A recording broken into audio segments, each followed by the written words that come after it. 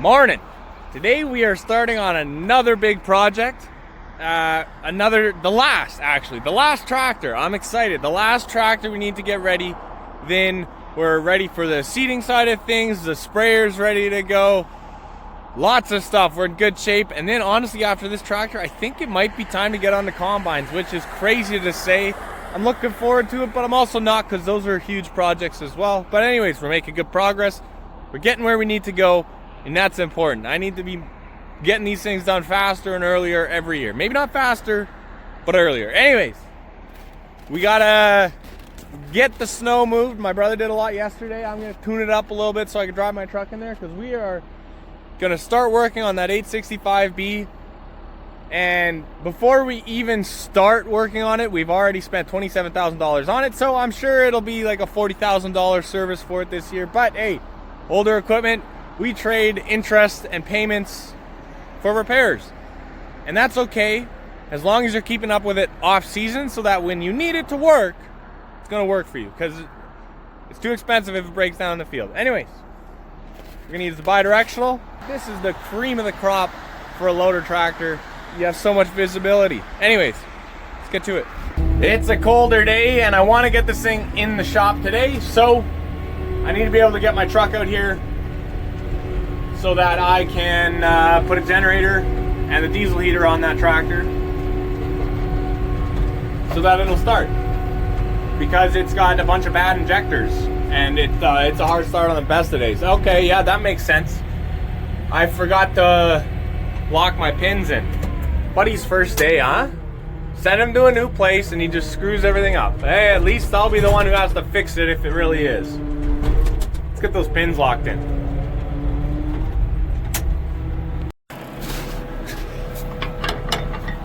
The snow bucket doesn't fit super well, so you kind of just put them down, the pins that is, and one of them will usually go in.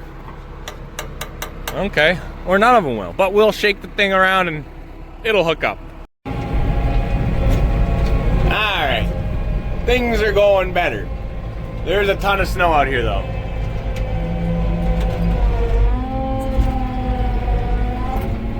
So my dad got a snow bucket for this thing, but it's not a commercial loader. These things, if you're just moving a ton of material back and forth, they break.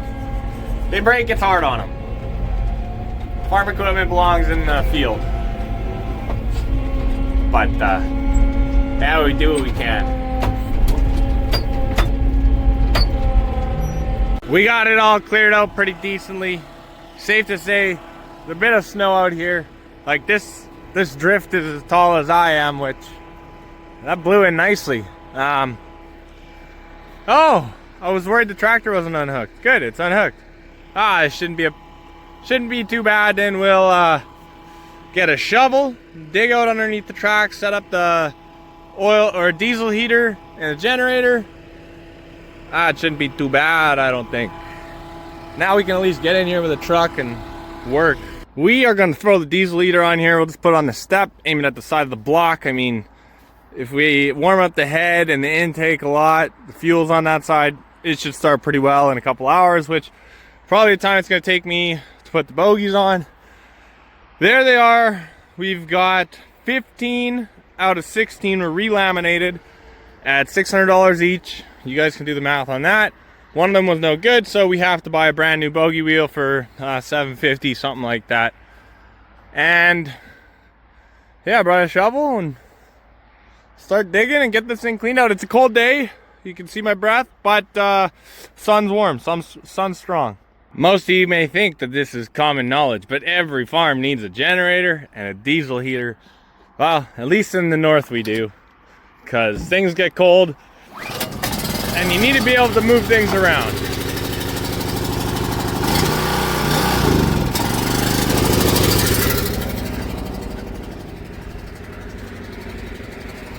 And I fueled this thing up, nothing like a little bit of diesel fuel on the plug to keep you honest. We kicking on here.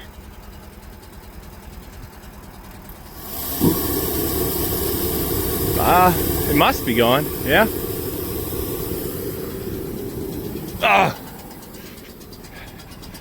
Generator ain't having that no more.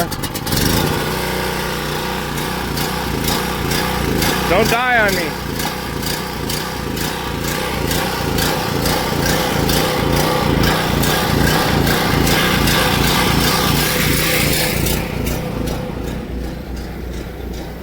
All right, let's get to work here, fellas, shall we? Yeah, it's nice.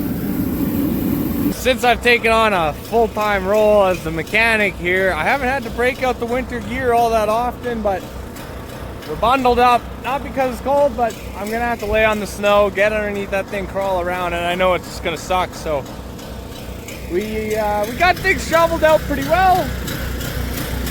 And the main purpose of shoveling under the tracks, just so that the tracks can droop, we can flex them a bit and get the bogies on easier. That's why we always drive up on blocks. So, here we go. Let's see what Dad got for his money. Because this is Dad's tractor, I'm just doing the work for him. Painted, fresh rubber, those look nice. We were running some bogies that had completely delaminated, so that's a good upgrade. But I mean, hey, we knew once we changed the tracks, we're gonna do all the bogies. But before we did it, wasn't worth it. We got the little gun. We're just taking all the bolts out. And then, they're a bit icy sometimes. And then we'll just slap all the bogies on, tighten them up, keep going side to side. I think that'll be the fastest and easiest. And I don't want to be out here for longer than I have to. I think we lost the washer. There we go. Ah, and another couple bolts. Turns out Buddy can't count to 8.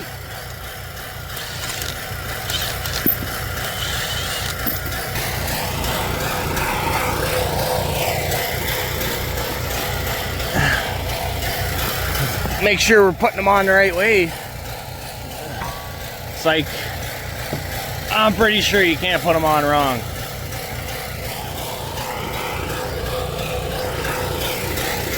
I guess we'll start up front here. One of these got to be easy to get on. God. There we go. Get it, tighten them up. When we change the tracks, we'll re-go over everything and tighten them because there's going to be some snow behind them. I'm just trying to get this thing in the shop as quickly as possible. I'm having a hard time getting this last bogey on, so we're trying to dig out under the tracks a bit more and get a bit more movement. And we're going to do the back there and in front of that one, which is on, but they both pivot together, so if this side can go down, then this side will be able to go up more, which is kind of what I need. Good thing it's a nice day out. It's actually becoming very nice with the sun. Yeah, this kind of sucks. It's definitely sunk. It's not easy to get them on. I was gonna put them all on. I think what we'll do is just put the 4 on the outside on this track, 4 on the outside of that track, because they're the easiest ones to get to. And then it keeps some weight on every set of idlers. And we'll just get it in the shop, and then when we take the tracks off, we'll be able to do the bogies at the same time, and it'll probably make the whole process easier. We got one more bogey to put on this side, and then we got to do all, like, tighten all the bolts. But we're gonna try and start this thing quickly. Kill switch, nice. I remembered it before I sat down. We're doing well today, fellas. And where's the key? It's only a few logical spots. Found it. I don't think this thing has any block heater or glow plugs or anything like that. It's got 2 starters though, so it usually starts well. Oof. It is missing a couple injectors though, so it's a bit of a harder start. Yeah, she's running pretty rough.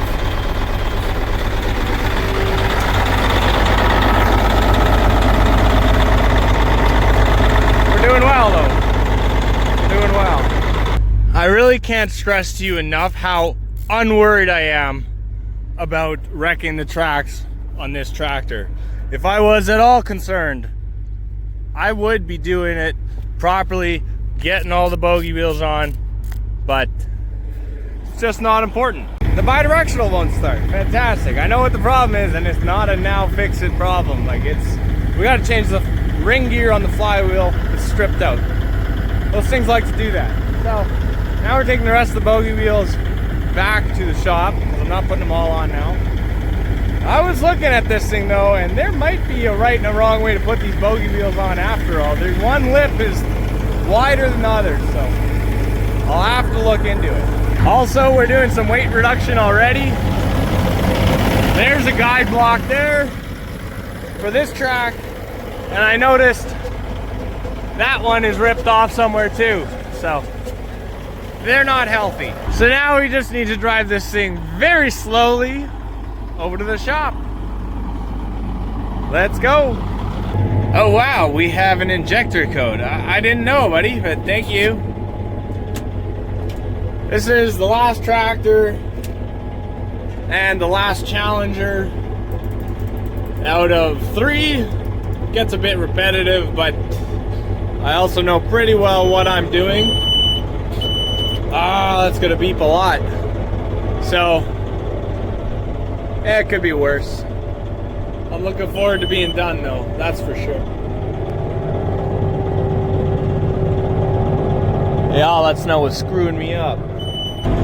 It would also appear that I may not have made this wide enough. Guess we'll just power through, eh, fellas? We've gone 100 feet and we've lost 3 guide lugs so far. I'm not sure how many we got in there, but I think we've got enough in there to make it to the shop. That's the hope. We'll come back and get those pieces of BTUs sitting on the ground when we made it. Let's just make sure everything's kind of sitting right. Oh, that pump sounds terrible.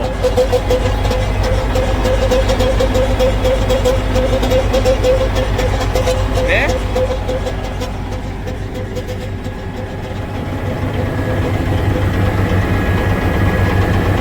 Seems to be good as it can be, I guess. It does not feel great in here. We're like halfway there though, and we haven't lost any more guide blocks. So we're doing all right, I guess. Yeah. Healthy optimism. Now we're finding the spot we're gonna park it for the next week, 2 weeks, probably 2 weeks at least, because we gotta send all the injectors out to get tested. It's amazing. That auger almost broke off the air seeder a year ago. Soon we'll need to use it, and then it'll go back up to the top of the list, I guess. Haven't done anything with the quad either. They did a bunch of work to the old farm all though. That thing just, old stuff, man, it just doesn't die. We're gonna leave this one up to you guys. What do you want to see? Are you interested in the full thing front to back, kind of like we did with the 4690? Won't be as cool because it's not nearly as cool a project. We're specialized, but we need to do full service on it. We're gonna do tracks on both sides, bogeys. How much do you guys want to see? Or you just want to see when it's done, how much it cost us, and that's all you're interested in? Let me know. Anyways, time to get this thing in the shed or the shop, and then we're gonna go get the tracks from out back, which might be hard because there's a lot of snow. There's one track. This is a decent one going on, and we'll come get the other one in a second here. Time to get her in the shop there, buddy.